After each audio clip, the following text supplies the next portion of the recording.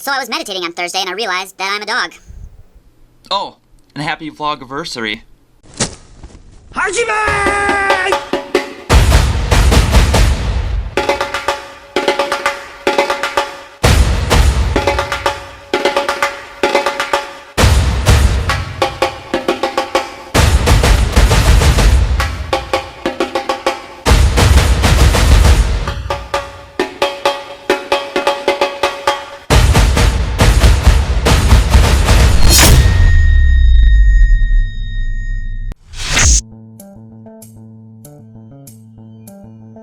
On October 14th, 2012 at 8:35 p.m., I made my first vlog. That would be exactly 3 years ago on October 14th.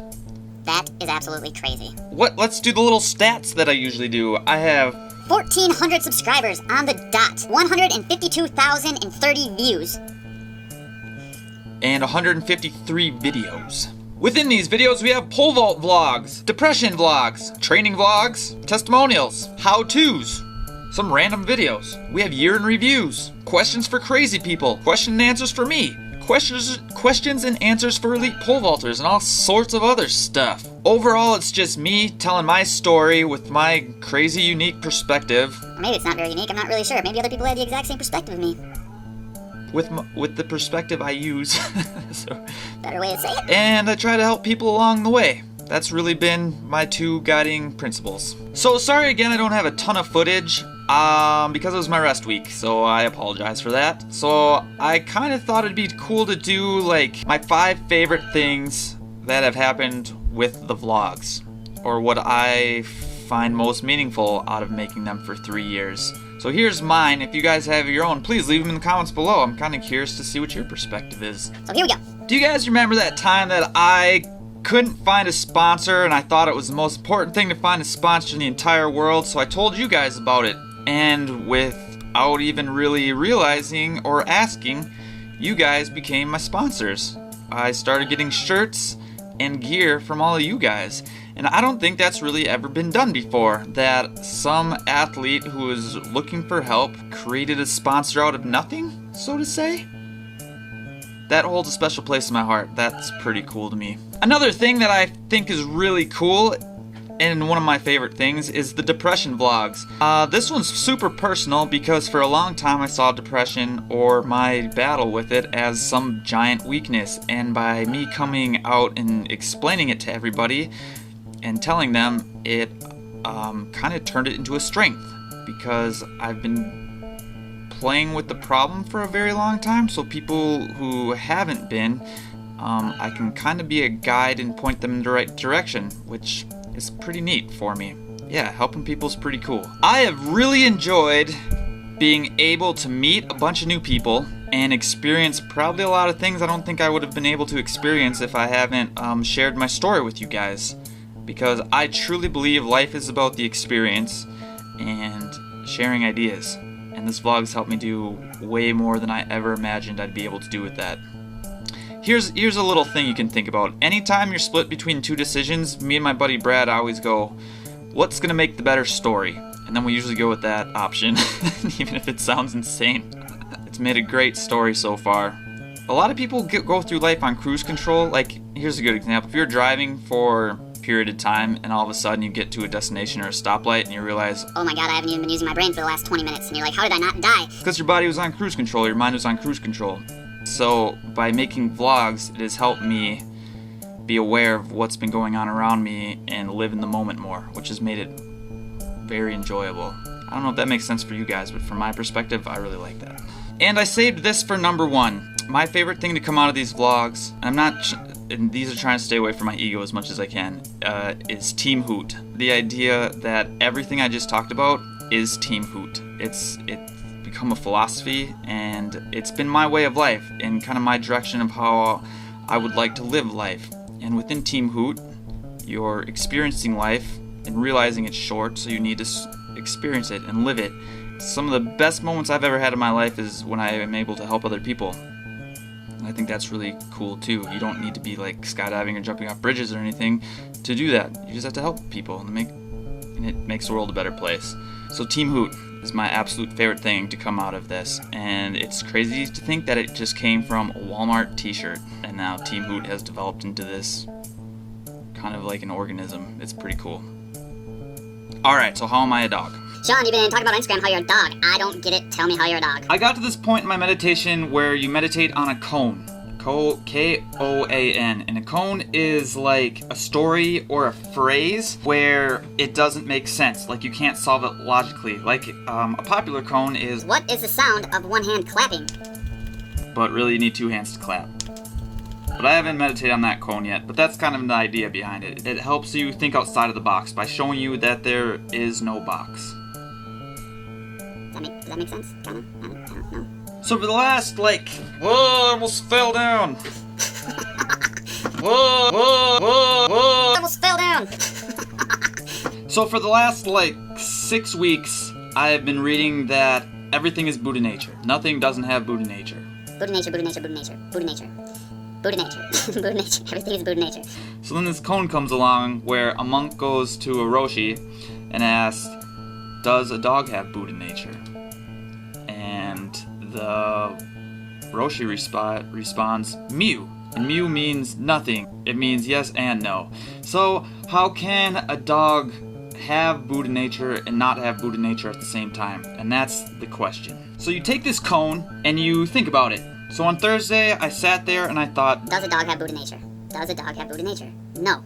Yes. Mew. Mew. Mew. Yes and no. No, a dog doesn't have Buddha nature, but everything has Buddha nature. And my brain just kept going, bong, bang, bong, bong, bong, bong, the whole time. And then all of a sudden, it felt like a spark of lightning just hit me right in the head, and I just went, does a dog have Buddha nature? You answer no, because there is no dog. But you answer yes, because everything is Buddha nature, so the answer is both yes and no. So I am Buddha nature, you are Buddha nature, everything is Buddha nature, so for that, I am a dog. And I sat there like, I am a dog. I am a dog. I sound crazy. The dog is me. And I was like losing my shit. So with koans, they say you can't solve them logically, but that's not how my brain works. Every interaction I have had with a dog, part of me has become that dog because the dog has learned something from me. So in that essence, part of the dog is part of me, and then the fact that I interacted with the dog makes part of the dog me, whether it's a thought or an emotion. You are part of that dog, or the dog is part of me. And this goes for everything. So essentially, anyone watching this video right now from this aspect, I have affected you in some way because you're watching this, so I have now become a part of you. Which is crazy, right? Isn't that a cool thought? So then my brain went one thought deeper. I'm gonna try and explain this simply because everyone I've tried to explain it to, it doesn't make sense. I am just a combination of every experience that I have ever had with anybody. That would mean on the next level, I am a combination of all their experiences as well. Kind of like a family tree. So if you look at a family tree, there's you, then there's your two parents, and then there's your parents' parents, and then it kind of keeps getting bigger and bigger and bigger. Well, this can be true for experiences in my brain. So if I have an experience that's all of my own, then I interact with my mom, then I am every interaction my mom had plus my own interactions, and then that just keeps building on and on and on, right? Until infinity. Did I lose it yet? I'm kind of losing myself. But then came Friday when I was with Carrie, and I went, well, how am I grass then? Because grass doesn't think. So how am I a piece of grass? And then I tried to work out like a guy who has a thought that mows the lawn has had an interaction with the grass. So then if you work your way backwards, where's my interaction with that guy and how does that work? And then it just didn't make as much sense. So then I got to my idea with quantum physics. I keep seeing that everything is energy or a wavelength. So if you look at light, all different forms of light are a different wave, and all sorts of different sound waves are easier for people to understand. Let's say you're playing a musical instrument and you play two notes and they vibrate at similar frequencies. Then it makes like a certain sound, like it could be a major chord where everything sounds great and awesome. Or they kind of clash and it has a negative vibe, and then all of a sudden you have this different feeling. So if everybody's energies are a certain way, that could potentially mean when you meet somebody, your energies can clash or they can gel together. kind of makes sense if you think about going into a room and it's got a weird vibe. You know? Like everyone's energies aren't feeling so hot in here. So the idea with string theory is at the very smallest level there's a bunch of these vibrating strings that are going all over the place. So if we're nothing but just big balls of energy, then who's to say that if I look at some grass and a grass is energy and I am energy, and then our energies essentially affected each other by being aware of each other, because there is no me and there is no grass. So essentially we are all exactly the same thing, which goes back to we're all Buddha nature, and if you look at any religion, we are all the same exact thing. Does that make sense? Did I say that clear enough? So I am a dog. And a dog is me. And I am all of you, and you are all of me. Tweedly-dee-dee-dee-dee. I'm crazy. Alright, so that's how I'm a dog. So I'm going to meditate on this for probably another week, because I think I figured it out. It's just, I kind of feel that it works, but I can't logically make sense of it yet, because we're not far enough along in science to understand what's going on. Like I said, I'm just jumping into this pool and seeing what I can find, and so far this is what I've come up with. Alright. So this week was my rest week. Sorry I don't have a lot of footage. What are your top 5 favorite vlog moments? If you guys are looking to start competing in Reno, I have Team Hoot training for 3 months up on my website if you guys want some training. If not, no big deal. Just an option for you. I'll keep making new videos, and I'm going to post a couple videos this week. So yes, happy Vlogiversary. Thanks for being a part of my journey. See you guys later. I'm crazy. So I'm doing this kind of for me and for all the campers who've ever come to any of the camps I have. October 14th, exactly 1 year ago. 365 days. Since the first day I started making vlogs. So I'm all decked out in owl stuff. The original Hoot shirt. Woo! This guy. It's time to party. Hoot.